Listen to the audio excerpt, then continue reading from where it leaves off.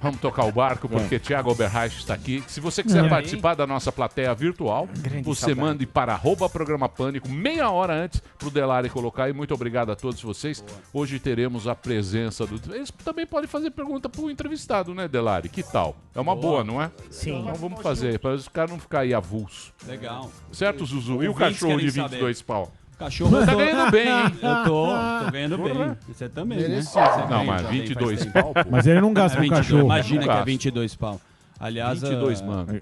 Não, de forma alguma. Gasta com azeite. Thiago Oberreich. Ele é o cara. Vamos às informações. A primeira que eu quero saber é o seguinte: o que fecha e o que abre? Começa, né, à meia-noite, né? Meia-noite restrição hoje. aqui em São Paulo e fecha absolutamente tudo, né? Só o essencial. Os restaurantes podem funcionar, mas só pelo sistema de delivery, né? E temos as restrições todas, e aliás, a gente vive esse toque de restrição já há alguns dias, e a partir agora de meia-noite, claro que contando a partir de sábado, entre 8 horas da noite e 5 horas da manhã é o toque de restrição. Não é toque de recolher, é diferente, é toque de restrição. Né? Então, a partir de agora, até o dia 19... toque de recolher de sapatênis. Isso. A gente tucando um pouco o toque de recolher. Isso. Mas então, de qualquer forma, assim, a partir de meia-noite começa a fase vermelha aqui no estado de São Paulo, todo o estado na fase vermelha, até o dia 19, para tentar conter o avanço do coronavírus. E hoje é interessante, né? No Jornal da Manhã, a nossa repórter, a Carolina Belin, entrou ao vivo do INCOR. Ainda existem alguns leitos disponíveis. E o que está sendo feito? Eu vi que tem hospital, não só aqui em São Paulo, mas em outras partes do Brasil, tem hospital que está pegando leitos de cirurgias eletivas e até mesmo leitos de maternidade para colocar as pessoas que adoecem. E o Brasil batendo, infelizmente, recorde dia a dia, né? Sim, sim. Muito triste. Sim. Agora, se os caras são da ciência e a gente estava vendo isso acontecer, por que não fizeram antes isso? Exatamente, essa é a discussão que a gente fez eu ontem. Pergunto né? a você, meu querido Thiago. Há uma interferência política em tudo, claro, né? O fato é o seguinte, né, Emílio e pessoal aqui do Pânico, no fim do ano passado, as pessoas acharam que a situação estava muito melhor. Né? Tava bem melhor, que nada ia acontecer, mas aí veio essa história da variante e, aliás, hoje saiu uma informação que a vacina da Oxford funciona contra as variantes, pelo menos são estudos iniciais, o Ulisses Neto trouxe essa informação lá pra gente de Londres, e inicialmente, ao que tudo indica, e são boas as notícias, né? A vacina da Fiocruz, que teremos aqui também, que a partir de agora, em breve, vai começar a ser produzida aqui no Brasil também. Então, é torcer e esperar que essas vacinas deem resultado contra essa variante, que é o que vem provocando esse aumento de casos aqui no Brasil, com as pessoas que continuam saindo e desrespeitosamente fazendo festas, aglomerações que não precisavam ser feitas, né? Exatamente. Mas isso a gente falou, o Zé Balos falou aqui. Sim. Em novembro, cara. De novo, falou agora, recente, aí teve carnaval, os caras festinhas. Relaxou o carnaval. Novo, e aí tem esse spoiler. Muito bem. Emílio, existe um livro aqui, vou tentar dar um toque um pouco mais de literatura. Existe um livro de uma, eu acho que é uma britânica, chamada Barbara Tuchman, né? Que o título do livro é A Marcha da Insensatez. É muito interessante, tem sebos, essas coisas. Ela diz o seguinte, que o político, quando assume o poder, não todos, claro, né? Mas vira uma marcha da insensatez. Eles tomam atitudes que a gente não sabe por quê. Nós, meros mortais, não entendemos por quê. O poder público às vezes toma algumas medidas. A gente teve no dia seguinte à eleição o aumento de restrições aqui em São Paulo e então às vezes o político, quando está sentado naquela cadeira lá, a gente não entende muito o que eles pensam ou o que eles falam. Estou falando de uma maneira geral, sem criticar um ou criticar outro, mas a gente não entende muitas vezes por que decisões são tomadas. Né? A história de aumento do próprio salário do prefeito aqui, Sim. Por que num momento como esse isso é feito, né?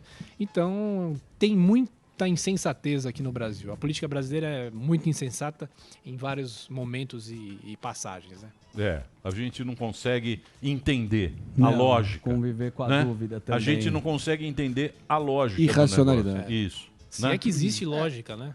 Porque eles vêm no olho político, muitas vezes é um olhar que a gente não tem, né? Eles já pensam lá na frente, né? Poder, né? poder também. É o poder. O que eu posso... O que eu posso ganhar dessa situação aqui? Exatamente. Né? O que essa situação pode me dar de benefício? Como pode...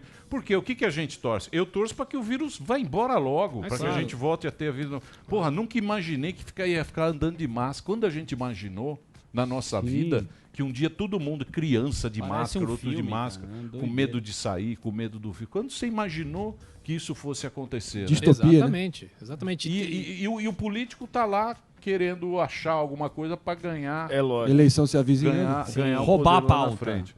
Isso aí. Triste. Bom, mas vamos torcer para a vacina funcionar. Olha o Sami não fala nada. Não, é que você pulou a minha parte, eu fui muito educado. Sentiu o tino. Não. Imagina. Ficou triste. Não, eu tô preocupado. A gente tem políticos, né, que fizeram péssimas ações e a gente tá pagando por isso. Eu não entendo até agora. Fecha comércio, fecha restaurante, mas culto pode. Como atividade essencial. Tudo é essencial, né? Dependendo do ponto de vista, você depende daquele trabalho, para você, a atividade é essencial. Então, me parece muito mais políticas decisões do que técnicas. Isso aliado à falta de dados, o Dória, por exemplo, a gente tem menos leitos agora do que tinha há um ano, porque eles só reportam parte dos leitos. E quando a gente fala isso, eles ficam bravos. Que tem um vírus que é nefasto, um vírus que está uma epidemia, a gente está na pior fase, eu não tenho dúvidas. A questão é como que a gente vai fazer isso. Não me parece que nesse um ano a gente aprendeu, a gente não conseguiu andar muito com as medidas, a gente não conseguiu vacinas suficientes, a gente não conseguiu... Então, mas o que a gente aprendeu? O que você aprendeu em um ano disso aí, Thiago? As pessoas cansaram. O que a gente aprendeu? A gente não consegue entender, A gente não consegue entender. E o Sam estava falando sobre as vacinas, né? O prefeito de Duque de Caxias, mesmo com a falta de vacinas, ele anunciou que a vacinação lá na cidade vale a partir de quem tiver 60 anos, o que nós não temos em todo o Brasil, a não ser para os profissionais específicos de saúde, né? E assim, a gente tenta entender um pouco o que está acontecendo e o que a gente pode aprender. É tentar ser um pouco mais solidário, tentar pensar mais no outro também. Essa pandemia tem um caráter para explicar para a humanidade, ou pelo menos para ensinar algumas coisas para a humanidade, né? É uma visão um pouco mais fora de Mas você de acha tudo, que a né? humanidade... Porque, por exemplo, eu estava vendo o número, diz que 90% das vacinas estão em 10% dos países. Exatamente. Mas também 10% dos países são os que pegaram. Tem muitos países que são tão... 90% das vacinas... Tem quase 200 países do mundo. As vacinas, elas estão nos Estados Unidos, Israel, no Reino Unido, no Japão e no Canadá. Reino Unido que já tem mais vacina do que precisa. E aí a gente né? fala, não, nós vamos mudar, nós vamos pensar na humanidade. Que humanidade é essa? A humanidade é deles. A nossa, ninguém... Mas tem alguma frase... A gente tem que olhar para dentro também, né, Emílio? Tem que olhar para o próprio umbigo e analisar a situação atual. Você vê todas essas grandes potências, uma tendência de queda nos números de mortes e a gente só faz subir. Um gráfico que a gente pode até mostrar eventualmente aqui da The Economist. Lá vem o Zé Gráfico. Mas esse é didático, esse é claro. O Zé Gráfico também, agora vai ficar comparando. Eu acho que não tem que comparar. A culpa reside em todos os governantes. A culpa é de quem? É claro que é do Mandrião. É do Mandrião? Vai comprar vacina na casa da sua mãe. Fulaniza, os dois até certo grau. Mas qual que é o clima de noticiar isso? É o William Bonner triste ou é o carecão da van? Como é que a gente está se sentindo? Como é que a gente passa essa informação para quem está escutando? A gente continua Pro ouvinte? Eu acho que assim, o nosso papel é um papel de prestar serviço, né? O rádio, eminentemente, é isso, né? A gente tem que prestar, a gente tem que informar. Olha, a situação é essa, daqui a 2 semanas a ciência diz, os médicos dizem que a situação vai ser trágica, com um colapso. O que vai acontecer daqui a 2 semanas, a gente tem que reportar, a gente não tem que tomar partido, a gente tem que reportar. Exato. Eu acho que é isso. Muito bem. Boa. Você quer falar do seu quadro? Agora, você ia falar. Não, eu tô tranquilo. Eu tô preocupado com isso, principalmente pelas informações, né? Tiago, eu acho que você falou, o papel fundamental da imprensa é reportar. A questão é que não tem transparência nos dados. Então, não mas tem transparência nos dados. Não tem. E aí, quando a gente cobra dados, os políticos ficam bravos. Te bloqueia no WhatsApp. Os acusando. Eles devem satisfação, principalmente numa pandemia, principalmente quando você quer tomar uma atitude de fechar. Não estou falando que não é necessário, mas fechar, você deve satisfação para a sociedade. E E é preocupante, é triste, porque eu sinto que a gente não evoluiu como sociedade nesse um ano. Os políticos não evoluíram. E nós... Mas não é porque a gente não entende. A gente não... Então, a gente não entende porque é aquilo que você falou. Tudo é pode. Pode ver, tudo é...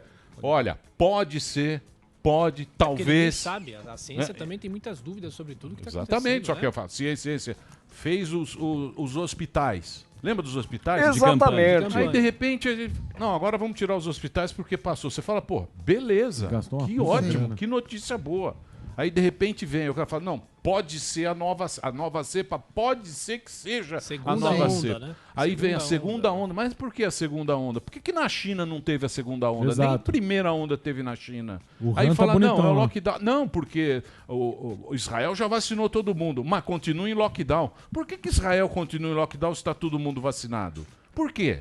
Exatamente. Ninguém explica pra gente, não tem um catso de ciência, um catso do político, um porra do cara, tudo é pode. Um ano depois, né? Tudo pode ser. Não, então, sei, mas tudo é pode. Aí você fala, olha, pode ser que venha um colapso, que vai ser uma desgraça e não sei o quê. Pode ser, como pode não ser, pode não ser. Então, que cacete. O prefeito de Limeira tá certo. Até agora, o que mais acertou foi o prefeito de Limeira. Você entendeu? Sim, e a gente fica maluco. Então, a gente tem que cuidar da nossa saúde mental. Principalmente da saúde mental. A questão mental nesse período. E assim, a gente vive há um ano, né, nesse sufoco. E aí vem a informação que a situação vai piorar ainda mais, e mesmo com as vacinas, teoricamente seria um momento de esperar que a situação vá melhorar, né? Claro. Não, a vacina é a solução, mas tem isso que o Emílio falou. O mundo inteiro está enfrentando o problema de falta de vacina. Claro, tem falta. A gente não tem a previsão de... acho que o Emílio falou outro dia no ar, a capacidade de vacinação brasileira é altíssima. Se sempre tiver foi a vacina, alta, né? O SUS sabe da vacina. Ele consegue ir, né, para a população que a gente tem. É que falta vacina. E sem vacina não parece ter muita saída. Mas por que Israel continua em lockdown, mesmo todo mundo vacinado? Medo, né? Não, primeiro que demora um tempo. Não é só medo. É isso a tal da imunidade de rebanho, né? Para aí começar... Tem até o vídeo lá, não ter todo mundo vacinado em Israel e demora 15 dias depois da vacina para ficar imunizado. Então, como eles estão fazendo esse trabalho, não é tomou a vacina... Tá vacinando desde... Mas continua, tem muita gente ainda, não vacinou todo mundo. Eu não sei, e vou dizer uma coisa para vocês. E ninguém sabe. Pra mim, eu tenho a resposta. Ninguém sabe. Tudo achismo. Eu tudo tenho a corneta. Mas eu vou sugerir um negócio aqui. Eu tenho a resposta. Só um pontinho. Rapidamente. A resposta. Então, um caso que talvez seja a resposta pra gente ficar de olho a partir de agora é do estado do Texas, que liberou geral, 100% das empresas abertas, uso obrigatório de máscara rescindido. Vamos ver como esse experimento vai performar de agora em diante. Posso fazer aqui? Eu sei qual é a resposta. A resposta é uma palavra, candidato. Por quê? Eu respondo o Samidana. Ele perguntou por que as igrejas estão abertas, né? Eu fiz um cálculo aqui da Datafolha e tal. 50% dos brasileiros são católicos e 31% evangélicos. O que é isso? Para um candidato é voto. Então ele fica bonzinho, falando assim, eu deixo a igreja aberta porque eu sou bonzinho e tal. Então onde estão os hospitais de campanha? Eram para campanha porque depois da campanha eles acabaram superfaturamento. Então tudo isso é culpa dos políticos. E é inacreditável como os brasileiros ainda seguem esses políticos e tal. Então a resposta para tudo isso chama-se candidato. É isso que eu quero. Muito obrigado pelo desabafo. Boa resposta. Mas também não deu solução, né, professor? Só criticou. Não, mas o que é? Só meteu o pau. Mas qual é a ciência? Só mete o pau. Ninguém tem a resposta. Ninguém tem a ciência. A ciência é de quem? Do Dória? Do Átila? Qual é a ciência correta? Tem que ver qual é a epidemiologia da criança. É o cara. Então, é verdade. E tá nessa você vê até o jornalismo também está numa crise danada. O jornalismo é o que mais está em crise. Mais está em crise porque os caras não acreditam mais em nada. É louco. Você vê as redes sociais, ninguém acredita em nada. É Globo lixo, Globo não sei o quê, né? Muito bem. Posso só dar uma informação, uma outra informação? Claro. Agora há pouco, veja só, é um caso que teve grande repercussão. É um caso aqui da Assembleia de São Paulo, mas teve grande repercussão em todo o Brasil, da deputada Isa Pena, né, que foi apalpada pelo deputado Fernando Cury. Agora há pouco, o Conselho de Ética da Assembleia se reuniu, eles já tinham se reunido na quarta-feira. E o relator, que é o deputado Emílio de Souza, tinha mostrado que, ou pelo menos ele propôs, para que o deputado Fernando Cury fosse afastado por 6 meses e um afastamento não remunerado, né? Ou seja, a Assembleia passou a mão na cabeça do deputado que cometeu esse ato contra a deputada porque o que se esperava que ele tivesse um mandato cassado. Mas hoje, a Assembleia amenizou ainda mais a situação. Ou seja, o deputado Emílio de Souza queria manter o afastamento de 6 meses, mas ele foi vencido. Ou seja, o deputado Fernando Cury será afastado por 3 meses e com remuneração. Veja que absurdo. Então, tá zoando, mano. Foi a decisão de agora a pouco, decisão fresca da Assembleia de São Paulo. Claro que é uma decisão que precisa passar para o plenário da Assembleia, mas ele vai ser só afastado por 3 meses e com remuneração. Vai continuar ganhando. A deputada Isa Pena, durante a sessão, foi uma sessão virtual, ela chorou, obviamente, né? E isso, infelizmente, passa a mão na cabeça do deputado que assediou a outra parlamentar. São os dois Brasis. Daqui a pouco a gente vai falar isso com o Bruno Garchagen. Vou fazer uma pergunta pro Thiago. Qual é o partido do candidato? Podemos, né? Podemos, tá certo. Muito bem. Podemos fazer tudo. É exatamente isso que eu pensei. E o Barba vai ser candidato. Candidato. O que você ouviu? Outra nova notícia? Tem notícia sobre isso? Você não viu? Alô? Você não viu? Alô? Pô, você tá por fora, hein? Tô por fora. Você tá acordando tarde. Foi no Get Together? Não, despedida. Foi no Get Together despedida. Fiquei em casa, fiquei em casa. Muito bem. Você tá sabendo, né? Sim, do Dallagnol? O Dallagnol? Olha, a chance do Supremo votar a suspeição de Sérgio Moro, se for, claro, colocado em votação esse processo, é possível que seja votada a suspensão. Mas em relação ao triplex do Guarujá, porque aí tem ainda a questão do sítio de Atibaia, que a sentença não é do Moro, é da Gabriela Hart. Então há uma discussão, se ele tiver a suspensão do primeiro, como é que fica o segundo? Eu tenho minhas fontes. Eu cantei aqui que o Barba vai voltar. Falou. Porém, agora, prestem atenção. Olha o que é o Brasil. O Dallagnol pode ir em cana. O Dallagnol pode ir em cana. Dalonha do Lava Jato. E o Barba, o papai volta e a gente devolve o dinheiro pro papai. É isso mesmo. Ele falou isso há um ano atrás. Falei? Falou. Não falei? Falou. Pode escrever. Pode escrever. Tem uma informação que a Carmen Lúcia recomendou para que não soltasse ele, né? Ela até agora não se pronunciou por que ela fez esse pedido, mas é mais um caso envolvendo a Justiça do Brasil. Exatamente. Não, uma barbaridade. Tá vendo? Brincadeira, velho. Tá de brincadeira aí, velho. Vamos pro break? Vamos pro break aí. O que você ia falar, ô Sami? Vai, Latido. Não, a gente ia falar uma coisa de custo de empresa, a gente fala segunda. Manda por e-mail. Não é perecível. Não, porque não é perecível. Que é quente, tem que falar no dia, essa não é. Aqui ficou aquela imitação. Eu achei boa, meu. Você viu ontem o que atrasou o programa? Porra, eu me senti culpado depois. Eu também. Pergunta longa. Eu me senti culpado, porque eu sei que aqui a gente fica brincando, mas tem toda uma programação da rádio. Eles só não me mandaram embora ontem, que o fundo de garantia, a multa é muito alta. A multa, bumbo de garantia. O bumbo. Sim. Bonito. Porque se fosse, era pra ser mandado embora. Mas você tem muito prestígio, né? Você tem muito. Fica não, tranquilo. Mas eu e o Marinho pra mandar embora. Não, descartável. Tiagão, obrigado. Valeu, obrigado. Bom fim de semana pra todo mundo aí. Atenção. Quem assistiu o Pelé tá no Netflix. É Netflix. O Pelé tá no Netflix. Mas esse livro aqui, ó, é muito legal e é muito bem. O Thiago manja tudo e tem muita coisa de história, documentado, tem muita coisa de história, ó. Tem muita coisa bacana aqui. Você que gosta de comunicação, você que gosta de futebol, o Brasil é Tri, escrito pelo nosso grande Thiago Oberhard. Valeu, obrigado. Ó, quem falou aqui, Milton Leite. O próprio Milton Leite. A batida! Flávio Prado, imita Flávio Prado. O time do São Paulo. Mauro Betting. Não consigo. E o Rufo também aqui, ó. Quem? Muito obrigado. Eu revisei, está O excelente. professor Vila faz o prefácio. Isso, o meu prefácio é meu. O professor Vila? Claro. Isso. Boa. Santista, né? Obrigado, Claro. viu? Obrigado Santista. você. Obrigado, viu, Vai Thiago? tá livre. Thiago Oberhard conversou com a gente aqui, ele que é craque da Jovem Pan. Obrigado pela colher de chá. Eles vêm aqui graciosamente, porque são nossos brothers.